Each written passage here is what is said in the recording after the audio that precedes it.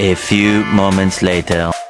Halo teman-teman, kita semua tahu bahwa komunikasi jarak jauh sudah menjadi hal biasa di era sekarang ini. Bahkan hanya dalam hitungan detik saja, pertukaran informasi bisa dilakukan dari satu titik ke satu titik yang lain.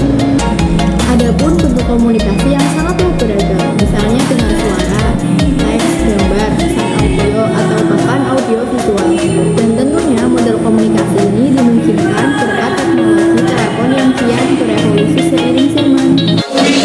Diawali dengan telegraf sudah ada sejak tahun 1837 yang dipatenkan oleh Samuel F.B. Morse dari Amerika Serikat, di mana telegraf ini merupakan alat untuk mengirim dan menerima pesan jarak jauh dengan menggunakan kode Morse. Tahun 1876 muncul telepon buatan Alexander Graham Bell, walau sebenarnya ia hanya ingin menyempurnakan telegraf yang sudah ada. Telepon yang ditemukannya mempunyai satu corong yang membuat kita harus mendekatkan corongnya ke mulut atau telinga secara bergantian. Tahun 1896, telepon dinding muncul. Untuk menggunakannya, kita harus memanggil operator telepon terlebih dahulu. Caranya cukup dengan memutar gagang besi yang ada di bagian samping telepon, kemudian operator akan menyambungkan kita dengan orang yang kita hubungi.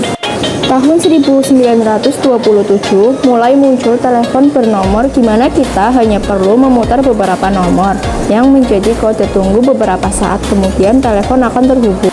3 April 1973 muncul telepon genggam yang ditemukan oleh Martin Cooper dan timnya. Dulu berat telepon genggam 2 kg dan biaya yang digunakan untuk membuat telepon genggam sebesar 1 juta US dollar yang belum dipasarkan ke publik. Tahun 1979, Nippon Telegraph dan Telepon memperkenalkan layanan telepon WNG atau analog pertama di Tokyo. Tahun 1983, telepon genggam Cooper yaitu Motorola Dynatec 8000X mulai dijual dimulai dari Chicago. Dulu juga diperlukan waktu sekitar 10 jam untuk mengisi daya selama 30 menit waktu bicara. Keluarlah Nokia 1011, itu telepon yang dapat digunakan untuk mengirimkan pesan teks selain pesan telepon saja.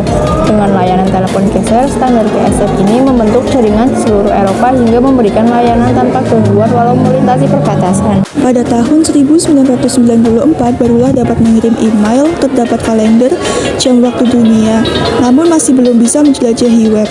Ponsel ini bernama IBM Salmon Personal Communicator, bentuknya besar dengan layar kecil berwarna hijau di tengahnya, dan daya baterai masih rendah, hanya dapat digunakan selama 1 jam saja. Barulah pada tahun 1996 muncul Nokia 9000 Communicator yang telah memiliki berbagai fitur yang ada di smartphone modern, mulai dari keyboard QWERTY layar dengan grafis yang bagus, pada masanya aplikasi bisnis, koneksi internet, dan ponsel ini yang pertama menjadi smartphone. Tahun 2002 muncullah BlackBerry yang sudah mendukung jaringan GSM dan GPRS. Ini dapat digunakan untuk panggilan telepon. Namun pengguna BlackBerry harus menggunakan headset karena belum ada mikrofon ataupun pengeras suara. Tahun 2005 muncul Android yang awalnya hanya dikembangkan sebagai sistem operasi kamera digital, kemudian dialihkan